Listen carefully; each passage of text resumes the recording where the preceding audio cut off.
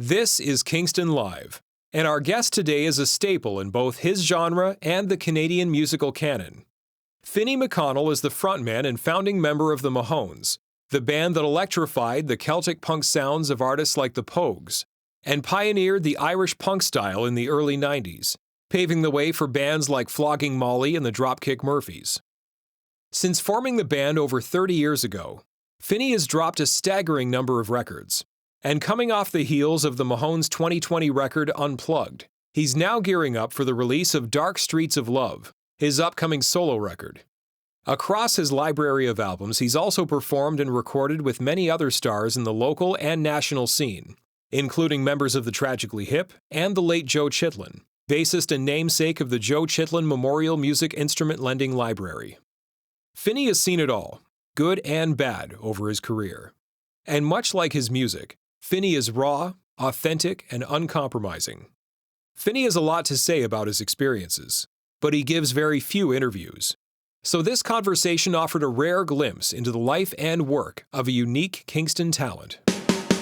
There's always stuff happening. It's amazing. I feel lucky to be here because Kingston has so many venues like that. I think Kingston has a great music scene that is better than 90% of other towns of this size. And once I got in, I was like, great, I'm here. I'm just going to start a band now.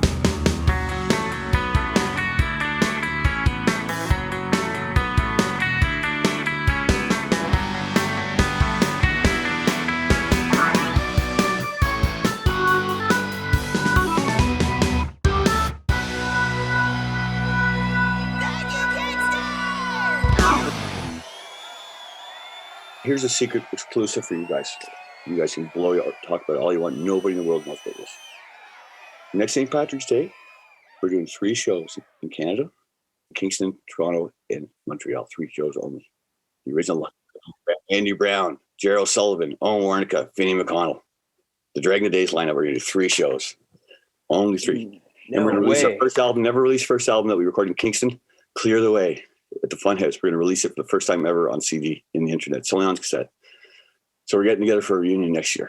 Mahones are doing shows this summer, my Mahones, in Europe. But we're going to play Kingston, Montreal, and Toronto, March 17th, 18th, and 19th. So write it down. We'll show up in Kingston on March 17th.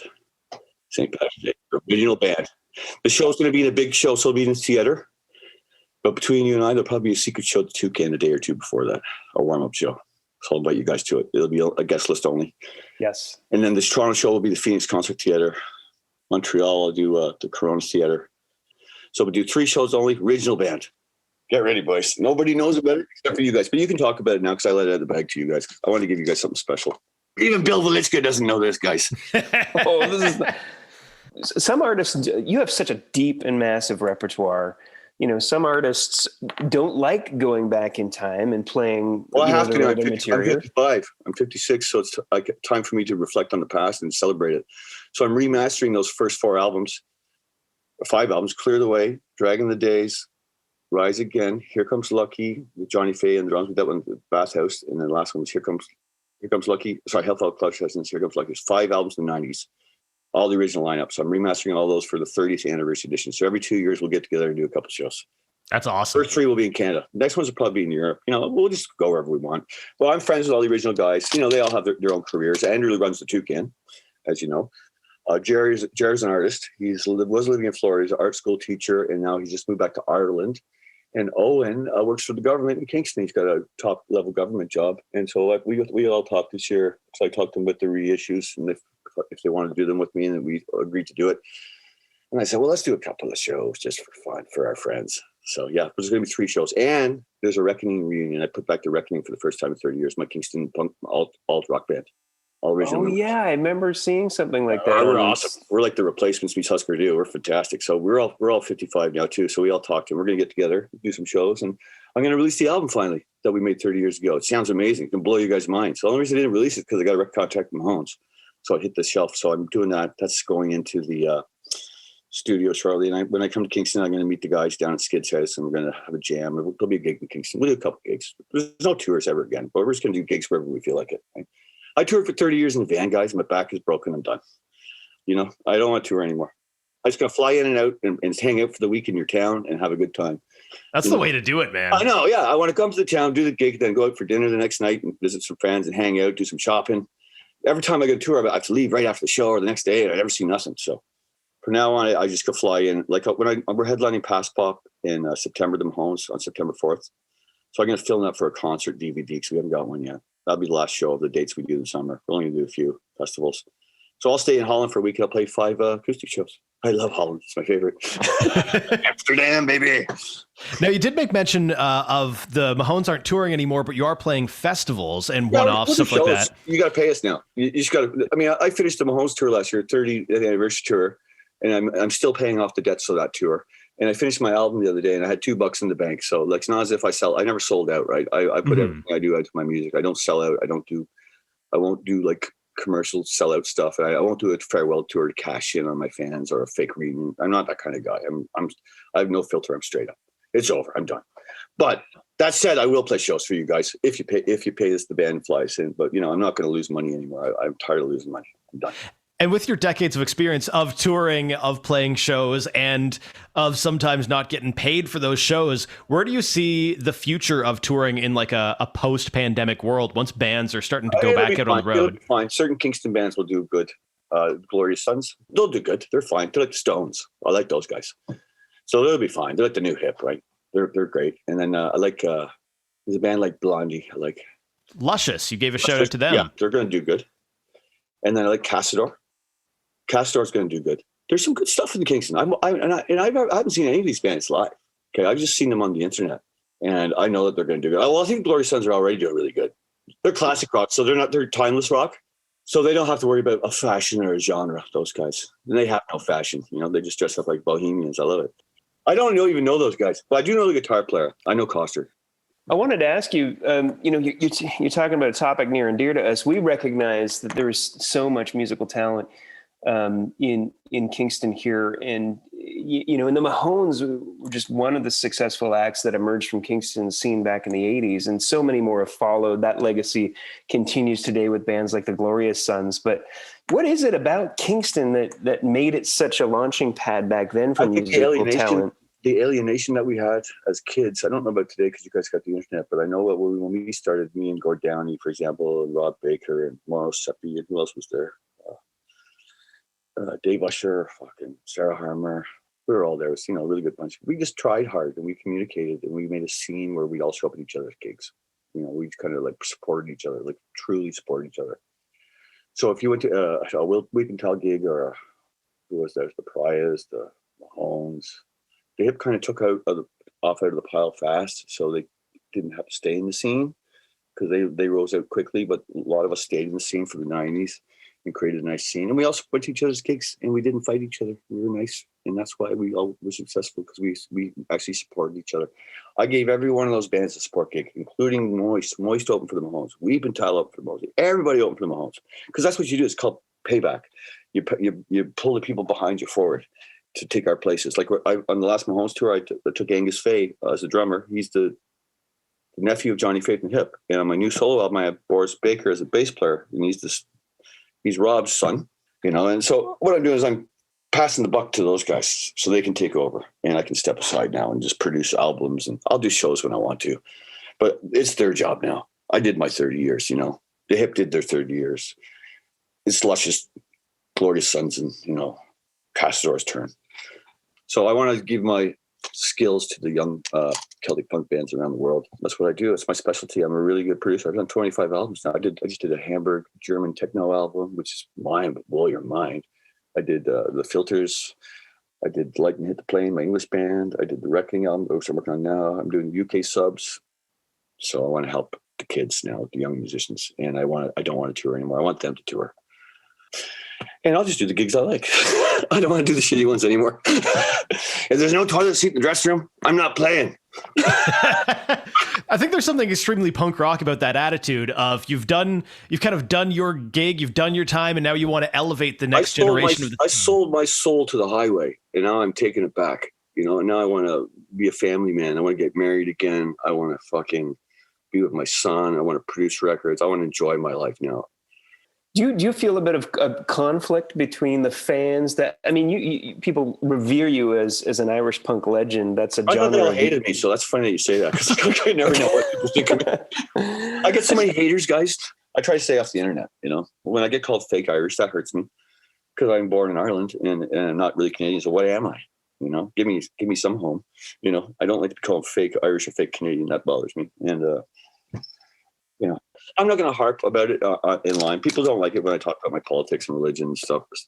I know that, but I'm a socialist. And I don't give a fuck what they say. I'd rather have zero fans than one racist fan. I'd rather have zero fans than one racist fan or one homophobic fan. I don't care. I found that really admirable about the Mahones Facebook page during this pandemic, where we've seen this rise of people who are so ingrained in misinformation and are willing to become combative in comment sections. I chased off about 25,000 racist fans off my Facebook page. And I applaud you for it. I stopped doing it now because it was getting bad for my mental health. But I think people know where I stand. Somebody accused me of exploiting George Floyd and Black Lives Matter to promote my band last week, and that really hurt me for all the work I've done for the last, since Trump got elected. I took that really personally, so I just walked away. I'm not doing it anymore. I'm not doing it anymore because when people try and tear me down, and I know I'm a white guy and I don't belong there, but I when I saw him get killed, that really fucking fucked me up, and it hurt me so bad. I mean, yeah, maybe I didn't handle it right, but my heart was in the right place. So I'm just going to stay out of it now. Everybody knows how I feel. I'm not going to fight with the racists and the bigots anymore and the homophobes. I'm just not going to play gigs for them. Well, I wanted to ask, what do you think? You have a lot of hardcore fans. What is the essence of a Mahones fan? What is the draw to the band for over 30 years? We have different kinds of fans, right? You've got the original fans, the rowdies, the rowdy Irish punks who want to just fucking get drunk and spend all their money at the bar and have a great night on the town, and they want me to play Drunken Lazy Bastard for as long as I possibly can, so I save it till the end and I give them a nice long version, Mm-hmm. That way the bar gets lots of money. And the fans get to see the whole show instead of just one song. And then, so I get those guys. And then I have the newer fans who are like the smart, political, heartfelt, want to do good for the world, and their children fans, kind of like me right now. I love those people too. And then I got the general fans who just want to come out for a good night and they don't even know any of our songs. They're kind of like Dropsick Murphys fans. I love that, because when you go to Murphys gigs, they don't know anything but the one song, Shipping Up to Boston. all their regular fans, all their hardcore fans can sing all the lyrics, but the regular fans only know the hit, right? You can always spot them in the crowd. But, it's a party, right? Basically, the concert is a party. You invite the people. They come to the show and you got a couple hours together and you give them the fucking best night of their life. That's the whole trick, and they go home and they love so much to come back again, and they bring their friends. So I give them 200% every time. If there's 10 people or 10,000, they always get the same fucking show from the Mahones. Love it. There's you arguably, invented and popularized the Irish punk genre. Well, I know I did that. All the other young bands hate me for it. Try and pretend yeah, I know I fucking did. The Pogues did it, but they did it folky. I did it, and I brought in a fucking electric guitar and a Marshall amp. They didn't do that. I did that. And then the Murphys and Flog and Molly ripped that off of me. I was doing that 6 years before Murphys and 10 years before fucking Flog and Molly. So I am the Husker Du to their Nirvana. I dug the trenches, right? I didn't get the credit for it, but whatever. I'm not in this for credit. I'm not in this for awards. Never been invited to Juno's, couldn't give a flying fuck, I'm in this for music only. I care about music. I don't care about selling out. I don't care about money. I don't care about tour buses. I don't care about, anything fake. I don't care about, I especially hate the plastic patty scene with all those bands touring on St. Patrick's Day. They're not even Irish, it's talk about cultural appropriation. That's one of the reasons I'm leaving the Irish scene, because it's turned fake. I don't want to be part of it anymore. There's just the same big bands going around every year, scooping up all the money. I don't want to be part of it. So I'm going to do my own solo. You'll hear my solo album right after this interview, guys, and you'll see what I did. I'm the new Van Morrison. I'm the new Leonard Cohen. I just fucked everybody up big time. Oh yeah. I put all my talent into this album. Well, in addition to this solo album, you also have said you're working on a Mahones book, telling some stories. Yeah, I'm going to tell you stories I'm telling you now. I got so many of them. I got to tell them quickly before I forget. So I'll write the book of Mahones for sure. And I'll write a book about mine. I'm going to write a book about telling bands how to make it in the music business, because I made it in the music business without the help of the industry. No video, no hit singles. Well, I had a few, I guess, but no radio play, no video play, no manager, no help in the industry. I'm going to teach bands how to do that. But you got to buy the book for that. I need to make some money, so it's not going to be fucking free. I don't get money off my albums anymore. That was I called that last week. I had a Spotify moment where I had no money. 21 albums in the bank and no money. 25 albums, millions and millions of plays, millions, no money. It was my Spotify moment, boys. Is there hope for today's, emerging musicians and talent? You're not going to make any money off music ever again. It's gone. The internet stole all our money. We got nothing left. But you can make money off concerts, and you can make money off merchandise and T-shirts. You can't download a T-shirt, and they can't download your concert. So, but the good news is the record company, they gave me an advance to make this album, and I never even gave them one song. So that's how much they trust me. And it's the biggest label in Canada, True North Records. That's outstanding. Yeah. What's the role of record labels? Their role has changed, from the days of old. It is now. I need them to get my songs online and stuff all around the world. So what they do is they pay for my record. They promote my record, and they get it on every little website, everywhere you can think of in the world. That's a lot of fucking work. I don't want to do that shit. So they do that. I just make the music. I give it to them. They take care of that shit for me. I got a really high royalty rate because I've been around for a long time and sold a lot of records. So my deal's really good.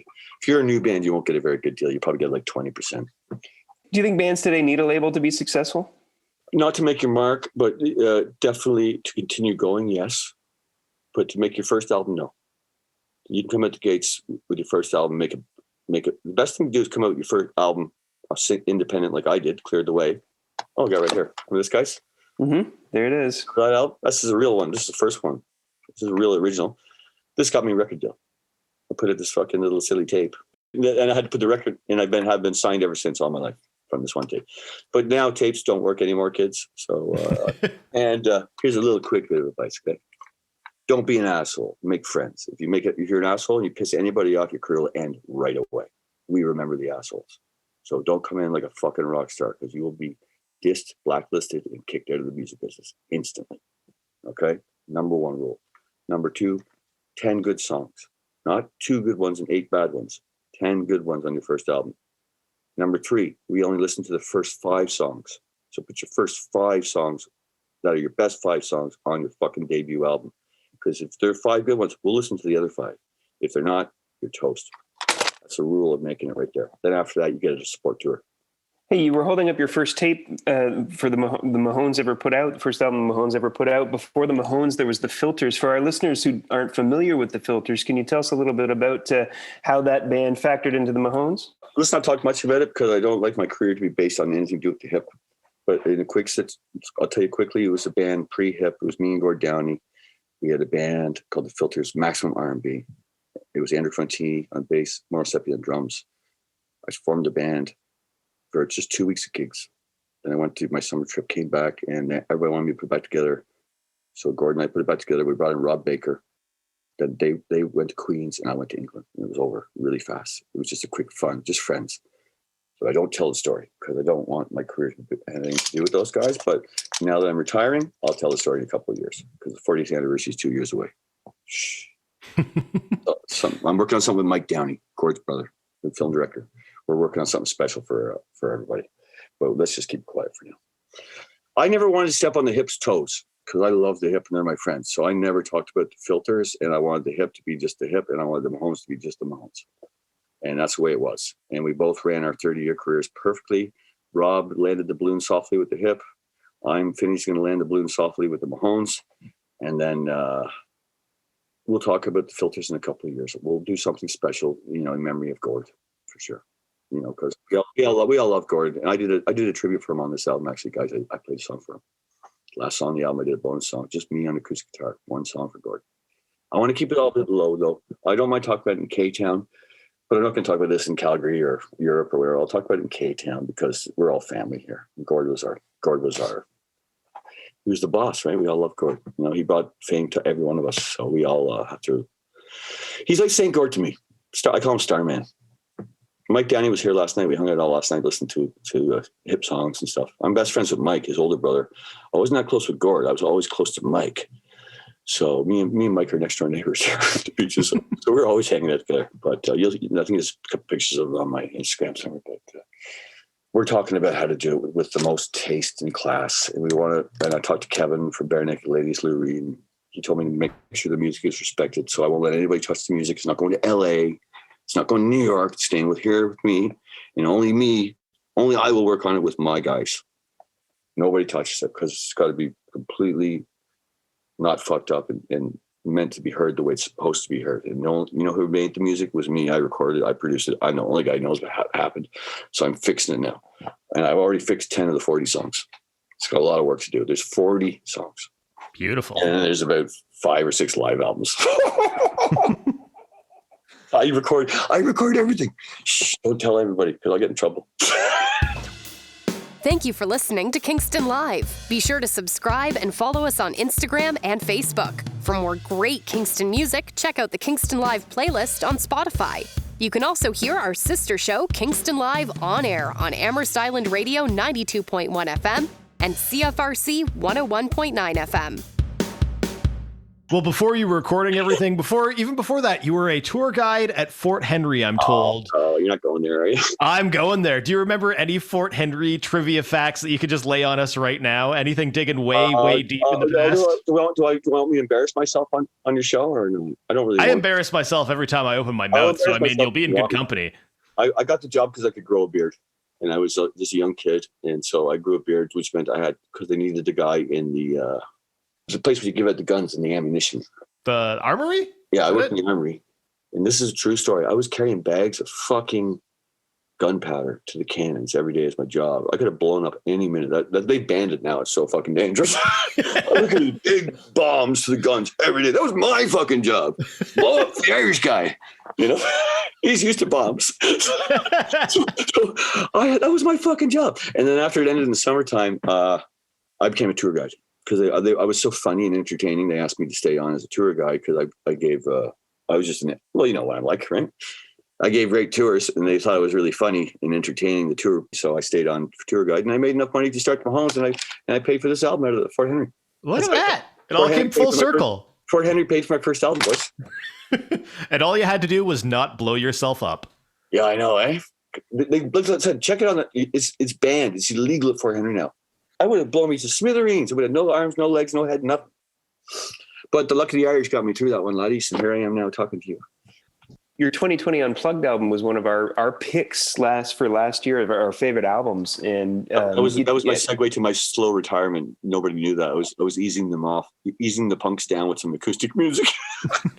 Everything I do is hidden concept. Like if you did this one here, look at me. I didn't tell you guys, but I was retiring the Mahones a long time ago. There I am in a bed of roses as a skeleton.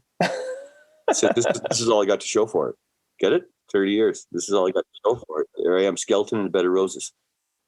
See, I didn't tell you guys before I did it because then you go, no, don't stop the Mahones. But I'm not stopping the Mahones. I just don't want to tour anymore. I want to hang out with my son. I want to get married. I want to marry my girlfriend. I want to get a dog again. I miss having a dog. Things in life I just miss. I want to have. Has it been hard for you to be a touring punk rock legend and a parent? No, because I dedicated most of my time to being parenting. Yeah, when my son was born when he was 20, I quit drinking right away because I was a nice fucking party animal drinker for the 90s. And so as soon as he was born, I quit drinking. So now I just have a drink here. I have like one or two Guinness. It may look like I'm drinking, but I'm not. I don't anymore. I drove everywhere on tour for 20 years to keep myself sober. So I saw every fucking country, everything with my own eyes. Well, all the drunks were sleeping in the back. I was up front seeing everything, taking pictures. So I love that part. That was great. And I've driven everywhere. I've driven from Moscow to fucking Los Angeles. Like, there's nowhere I haven't been. I've been to Slovenia, Croatia, you name it. Deep into the east. I've been to south. I've gone everywhere. The only place in Australia. The only place that I missed was Japan and South America, which I wanted to go to, which I'll still play. But I'll only fly in for 2 or 3 shows now at this point. No tours. And I'm not doing a farewell tour because I don't believe in cashing in on fake bullshit, because then you have to do a reunion tour right after. And it's stuff here to your fans to clean them out like that. I won't do that too.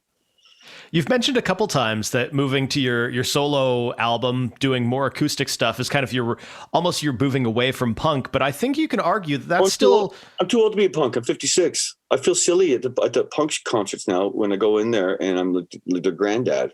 So I got to age gracefully, and I don't want to look silly. So I just want to ease over to there's new punk bands. Go see those guys. you know. Besides, I've been getting attacked by the punk band. I've been getting attacked by the punk bands for 30 fucking years. You're not punk. I've seen the Clash 4 times. Green Day 0. Fuck you. I saw the punk 3 times. I saw the Sex Pistols 2 times. I'm as punk as you could fucking be, you know. So I don't give a shit what they say about me. That's fine, whatever. But you know, the punk scene is a little vicious, and I don't like that because I believe punk is about unity, supporting each other, and being friends. I'm all about honesty. There's no lying, no stealing, and helping people. So now I'm going to go into the rabbit hole and just do what I want to do when I want to do it. I'm going to play punk. I'm making a punk album directly. I'm still playing punk. Punk is my blood, right? I'm punk. Look at my tattoos. They're all punk tattoos. This is my blood. But I do like folk now that I'm older. But don't forget, I hated Bruce Springsteen when I was a kid. Couldn't stand him.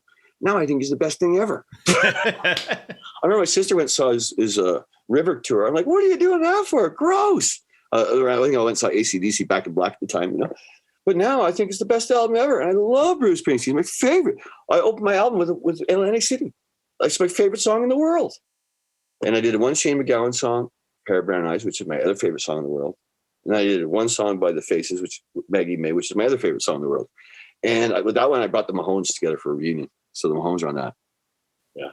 So beautiful. I'll send it to you guys right now, and you guys can all share it, okay? Yeah, love to hear it. Download it for your own private selves. Keep it, but you can't give it to anybody. I think there's something to be said about the relationship between folk and punk because they're both very DIY. Folk is just, you know, you've got an acoustic guitar and nothing else. I do the exact same thing in folk. So I'm just not going to be punker anymore. I'm going to be I'm going to play music that you can like have your dinner to, your breakfast to, your lunch to. You can make love to it. You can go to sleep to it. You know, adult music. I call it. I call it adult music.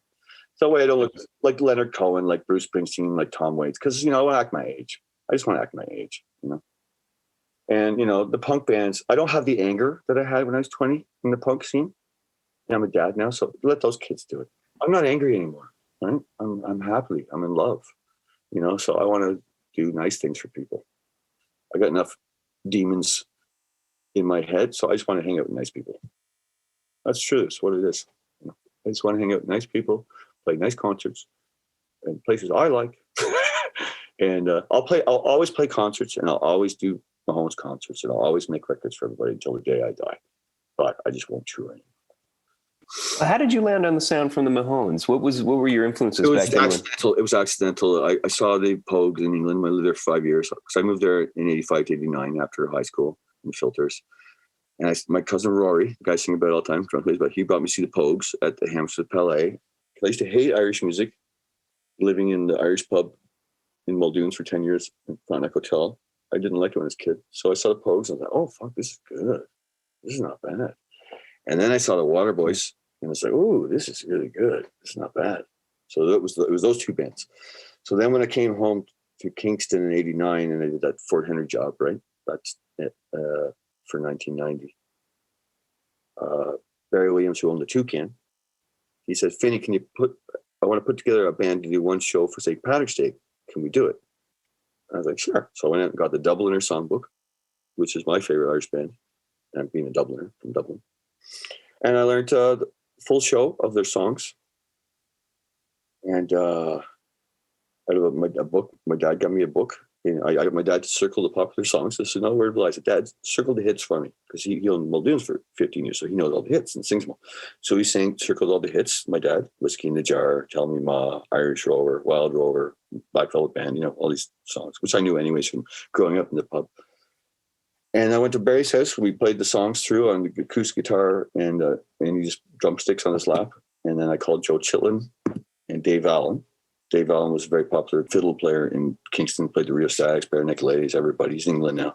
He was in the Popes. I got him in the Popes, Shane MacGowan's band. That was me who got him in that band because they called me looking for a fiddler. I go, yeah, I got one. He's in England. It's Dave Allen. So I got him in that band.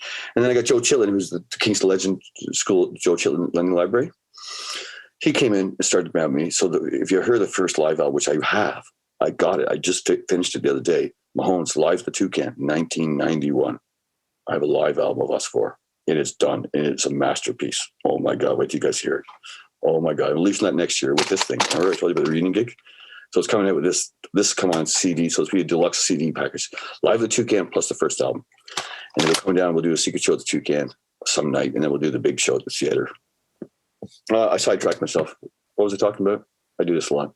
No, I was curious how you you're most notable for inventing the Irish punk genre, and I wanted to know how it is you landed on the sound for the Mahones I was at that the gave rise to all of this. Pogues and Water Boys and the Dubliners in the Clash, because I was a punk, right? Don't forget, I was a punk. So when Barry asked me to play the music, he asked a punk to do it, right? Like he knew I was in the Reckoning at the time, so you didn't ask a folk guy. I wasn't like a folk singer, so he knew what he wanted, right? So all I did was put the electric guitar into it before anybody else did. So I just added the monster sound guitar into the Mahones, and that was that. Are you proud of what the genre has become, or No, I sensed a little bit of disappointment? I think it's watered down into Plastic Patty. That's why I'm leaving it. Like, I don't want to mention names, but the big names, the big bands are just going around doing the same show every year, taking all the money and blocking all the little bands. They're even blocking me, so they're not going away, so I'll go away. Is that just the nature of the music business, or do you feel that the big bands like to block the small bands so they can't get into the top levels? They do it all the time. Because these certain bands want the shows. They want all the money for themselves, and they want all the shows. I understand. It's business. But it's just not my business. I'm not in it for that. I don't care about money and that stuff. So I just want to make music that's really respected and classic. And I just made an album that's a masterpiece. This is my masterpiece, guys. I put all my love into this baby. And I know what I'm doing. And I'm laser focused right now. Laser focused. So remember 5 years ago when I made Love Death, I was completely unfocused on all these drugs and couldn't remember a thing. This time, I'm laser focused. So wait till you hear what I did. Yeah, I'm going after the Leonard Cohen, Van Morrison, Tom Waits, Bruce Springsteen audience now. I'm leaving punk and I'm going. My girlfriend told me, this is a good thing, this would made me do it too. She goes, Finny, there's 80% more fans in folk music. I was like, really? Really? And I was like, good point. I didn't even realize that, because when I did the Irish punk, I thought, if I get an Irish punk, I'll genre my band, I'll get to the top of the genre and everybody will know who I am. And I did it, right? I'm in the top 5 in the world. Everybody fucking knows who I am. If you mention Irish punk, they all know who I am in any country in the world. And I'm huge in Indonesia. I've never even been there, right? So, that's how it works, right? Because the internet. So did my first show in Moscow, sold out. Everybody knew all my songs. I had never sold a record in my life. It's on Spotify and legal downloads, right? So I've done my job. Are you hopeful that hardcore Mahones fans will follow you into this new creative territory? I made it for them too. They're going to follow me. I'm not stupid. I took care of my boys and girls. This album is for them too. Oh yeah, I take care of my fans. But I didn't make them an Irish album. But I put Pair of Brown Eyes on there for them purposely. And I got the Mahones on there for them purposely in Maggie May. I take care of my fans. Oh yeah, I wouldn't abandon them. Never. This album they're going to fucking love. But it's a mellow album. It's not a punk album anymore, And that's why I gave them the Unplugged album first, to bring it to land the balloon softly, as Rob Baker says. I love when he said that in this hit movie. Like, what a great way to do it. So I'm going to do the same thing. I'm going to land the balloon softly. So I did the Unplugged album. Then I gave them this 30 years, and this is all we got to show for it. Laying in a bed of roses. They didn't see it coming. And I just pulled the plug on the tour. But I'm not going to pull the plug on the band. I've already booked a studio in Berlin, Germany for our next album from Mahones. You sound hopeful and optimistic that there's a new fan base out there waiting to discover. I don't want any fans. I don't even care about fans anymore. Really, I love them. I just want to kind of just slowly fade out. I've done my job. My legacy is intact. I made sure it was not messed with, and I made sure I put all the music out beautifully. And I'm going to fix the first 4 albums with the first Girl Eyes, because I had to do the new record deal that their songs had to be taken out because they weren't in the band. So then I made a new deal with them. So I put them all back in, and we're going to not only put their songs back in, I'm going to put everything in. So you get like 40 songs. And I'll tell you, we didn't make bad songs, us boys back then. We were really sharp at the time. And I was surprised when I listened to all the tapes. So in lockdown, I went to the archives. That's how this all happened, right? That's where I found the filters and all this stuff. And so I'm just going to spend the next 10 years like Jimmy Page. And I'm going to take care of the Mahones legacy and make all the albums perfect for everybody here. Perfect. So they'll be like, nothing wrong with them. I'll make sure everything's perfect, and then they'll be set forever. And then there we go. And I'm done. Finny, you're working, producing other bands, working with younger artists and stuff. What advice do you often give them? What hope are you? I just gave you some. I don't want to give too much. It's going to be in the book. Come on. I won't make any money. First, here's an advice for band. Don't drink in the studio. You're throwing all your money into it. No booze until you're done recording. Then you party when you listen to the tapes back. Every band that comes and gets drunk and records this shit. It's all crap, and I got to erase all the tapes. So yeah, I call it beer ears. You cannot hear when you're drunk. Whether you tell me you can or you're not, you can't. I'm classically trained. I'm pitch perfect. I can't hear when I'm drunk. So just don't get drunk when you record. And try not to get drunk on stage. Have a couple of beers. Get drunk after the fucking show. Give the people their money's worth. Don't rip them off. Show respect to your fans. Your fans deserve better. Like fucking drunk on stage, fucking wobbling around, fucking mumbling into a microphone. That's not cool. I don't like that. I did that a bit in my early days, and I regretted it, and I felt guilty about it. I never did it again. Some of my early performances are kind of like, well, it was what it was at the time. I got free booze, and I never had free booze before, so I was like, what? You mean I can drink all I want for free? So, that happened a lot in the 90s. Those all names, all the songs, Drunk Night in Dublin, Drunk the Lazy Bastard, Drunk in this, Down the Boozer. Fucking every song was about booze. Is the bar open till tomorrow? Like, that was my life in the 90s. But I had a great time, and I survived it. So some of my friends didn't make it, so I did. I miss you, boys. Love you. Care to share any of those stories with us? I don't want to. Yeah. It makes me sad. Be in a book, okay? I have depression and PTSD, so I don't like to go there. No, that's all right. But I'll tell you one, though, Barry Williams is my hero. The only two can. If it wasn't for him, there would be no Mahones. I'll tell you that story. I love him. He's my musical mentor. He's the guy who got me into music. He used to buy me Thin Lizzy records, Rory Gallagher records when I was a kid and bring them to my house when I was 10 years old. I owe Barry everything. I love him. He's my hero. He was my inspiration. And that's why I made this album with Barry on the drums. 91, I had to put out an album with Barry on the drums. He's the best drummer we ever had. He's the king.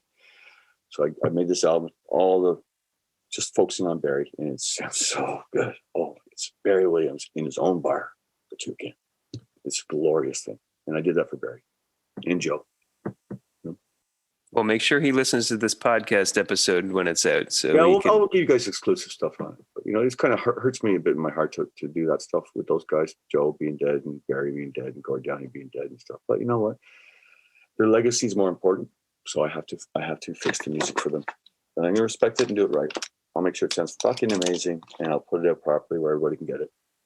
Finny, where can our listeners track down news and information about the Mahones, merch, things like that? Well, I stopped selling merch because of the pandemic, because I thought, nobody's getting money, so I don't want to take anybody's money.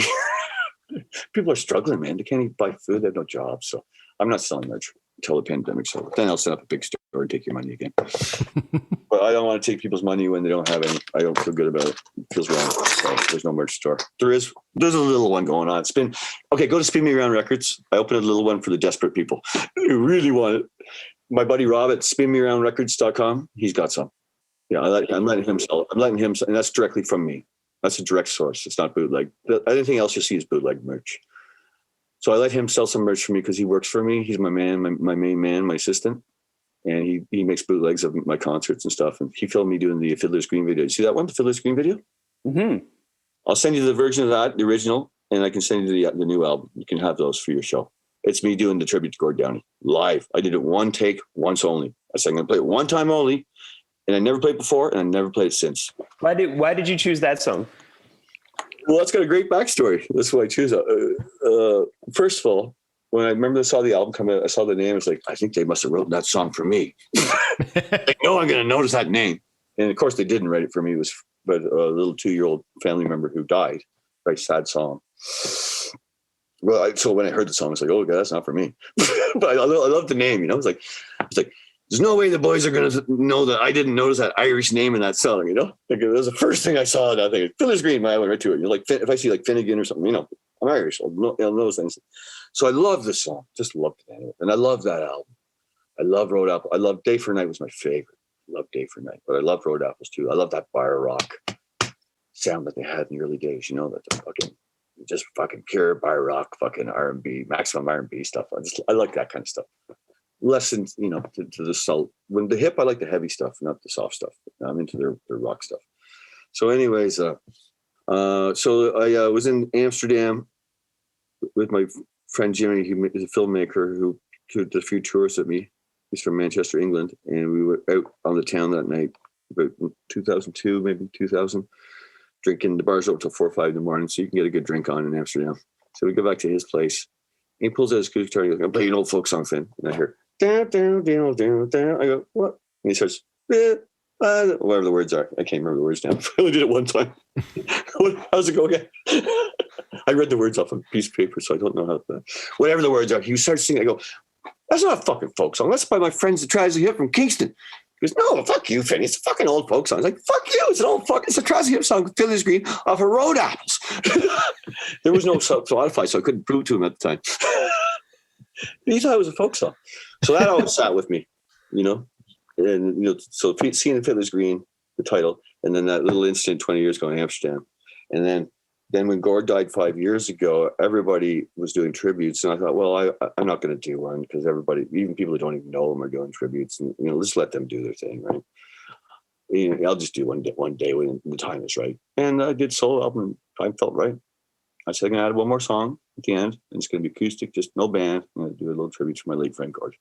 And I just put for Gord. So it's not going to say anything but the hip or not even his last name. Nothing. It says for Gord. And I won't even tell it to anybody else, but I'll tell it to you guys because you're K-Town. So nobody else would know what I'm talking about if I tell them anyway. So, well, it's a special Kingston. I did it for the Downey families, for the brothers. I'm gonna thank the brothers because I'm friends with his brothers, right? So I'll thank the Downey brothers on the album. Yeah, I love it. Maybe we can drop that track into the podcast. Yeah. You got my permission. 1, 2, 3, 4, 1. September 17. For a girl I know it's Mother's Day. The sun is gonna be, yeah. And that's where he will stay.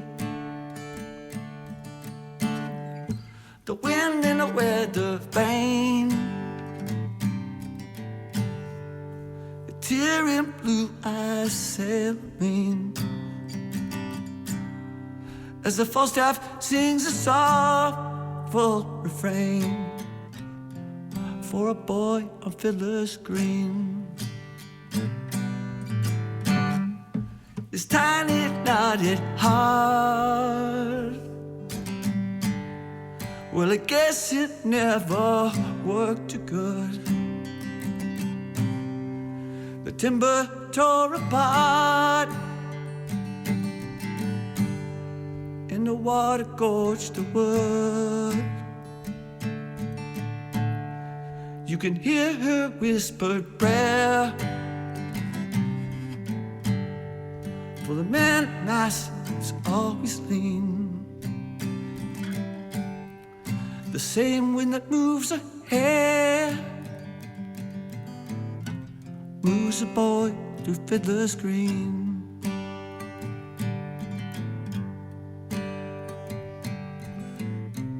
Oh, nothing's changed anyway. Oh, nothing's changed anyway. Anytime today. He doesn't know a soul. There's nowhere that he's really been, but he won't travel long alone. Oh, not in Fiddler's Green. Balloons are filled with rain, and the children's eyes are sleeping mean. And the flag sings a sorrowful song for a boy on Fiddler's Green.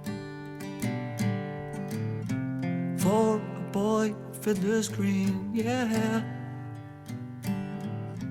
For a boy on Fiddler's Green, Starman. For a boy on Fiddler's Green. Love you, Gord. I love that band. I'm a big fan. So they're the Rolling Stones of Canada, man. They're the best band in Canada, for sure, hands down. I don't care what anybody says. It's really interesting because the hip, you call them the Rolling Stones of Canada, and they certainly were one of the most popular bands domestically here. The Mahones are popular around the world. How do you feel about that? Well, I did it differently than they did. I did it differently than Sam Roberts did. I did it differently than the Trues did, Matthew Good, anybody. I went out of town. I left the country a long time ago. They all stayed here and got tour buses and went up and down the 401. Meanwhile, I was in Europe and the States.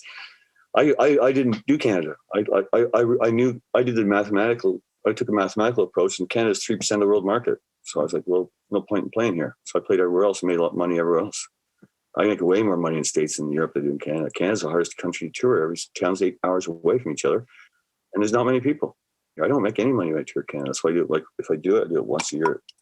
So now I'll make money because I'll just fly to Halifax for the weekend, do 2 gigs. And I'll fly to Vancouver for 2 gigs. I'll fly to Calgary to do 2 gigs. I should do it that way now. I'll do gigs in Mahones. I'll do gigs myself, but the touring days are over. I don't want it. If I have to drive from Toronto to Winnipeg one more time, just shoot me. That's a 24-hour drive. I can't do it anymore. I can't do it. That's for Luscious and Cassador. Gloria Sons, you got money, you got tour bus. At least you guys can go to sleep. So it's what it is. You got to pay your dues. You can do it. You can do it. I never spent money on tour buses. I found it a waste of money. $1,000 a day, $10,000 a week. You know how much money people you can feed with that money? So I put the money back in the band, and I do charity work and stuff. I never wasted my money on limousines and tour buses. I thought it was a waste. Same with Johnny. The Ramones did the same. They didn't waste their money on limousines and tour buses. It's just an excess that you don't need. Really, it's totally $10,000 a week for a tour bus, guys. I think we could do it $10,000. Buy a brand new car. So that's why I don't use them anywhere I play. I still sense that Canada and Kingston hold a special place in your heart. Is that right? Yeah. Kingston, I love Canada. I'm going to live here forever in Toronto. I will never move back to Kingston. But I'm buying a house in Germany in the country. I'm going to live there. So I'm going to get married to a German girl. We'll get a house in the country. And I'll keep my apartment in Toronto beaches because I love the beaches. It reminds me of Kingston. It's just like Kingston here. I don't like Kingston. I don't know why. I never liked it. I love it, but I just wanted to get out of it as a kid. And I remember writing a song called "Road to Nowhere" in The Reckoning. And the opening line was walking down the road to nowhere. I looked around and realized I was there. That was about Kingston. But now I write songs about Kingston. I love Kingston, like coming back to this whole town and take me back to my hometown. Like I'm writing great songs. Now I write songs about how much I miss Kingston, but when I was in Kingston, I write songs about how I want to get out of Kingston. You know what I mean? Now I miss it now. I love it. So Kingston's my heart. Europe is my home more, and I want to go back to Europe. I miss Europe. But I will stay in Canada for sure. Because my business, my Whiskey Devil Records and my Mahones office and everything is based. Well, you're sitting in it right now. I'm based out of Toronto. So I'll keep it based out here forever. To set up shop in another place is start from scratch. It just takes too long. This is established for 30 years. Whiskey Devil Records is 10 years old. All my people work for me, my merch people, everybody's here. I have 2 teams. I have one in Europe and one here. I have all my equipment here, and I have all my equipment in Europe. So I have 2 backlines. So I have 2 offices basically, So I can live in 2 places. That's what I want to do. I mean, I got a Canadian passport and a European passport. So I'm a dual citizen too. I got my citizen in Kingston when I was 18. We do hope you come back to visit us in Kingston office. I'll do a show there this summer. I'll do an outdoor show. In the park or something, where we don't give each other COVID. I did them in Europe last year, and they were great. I loved it because Europe they have this thing called beer gardens, where everybody sits in the parks and they have beer. You drink in the parks there, right? Unlike here, stupid. Europe, you can go to the park and drink. So for example, Kingston Park, what do you call it? Confederation Park?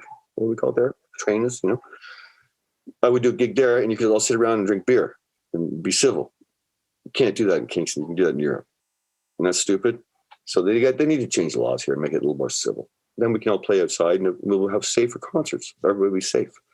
We'll have our shots by the fall, and we can go inside. We're going to have vaccine passports and probably face masks in the concerts now. So I'll put a little Mahones logo on the side, give them away for free at the door. Hey, Finny McConnell for Mayor of Kingston, who's with me?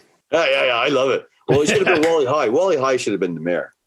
I'll come back to Kingston if I'm the mayor. That's it, though. Only if I'm the mayor. I got to run that town if I come back. Make sure everybody's okay. Hey, we can drink in the park and listen to the Mahones. Well, I'm still waiting for them to give me the name. They named it street after the hip. And all I asked for was the alleyway at the Toucan. This has been Kingston Live. We encourage you to rate us on your listening platform of choice and subscribe where possible. Kingston Live was produced in Kingston at Titan Sound. Hosted by Rob Howard and Riley Jabor. Writing and research by Peter Sanfilippo. Voiceovers by John Sanfilippo and Eilish Sullivan. Promotional assistance by Jackson Coulter and Reed Cunningham. Executive producer, Rob Howard. We'd love to hear from you. Email us at podcast@kingstonlive.ca.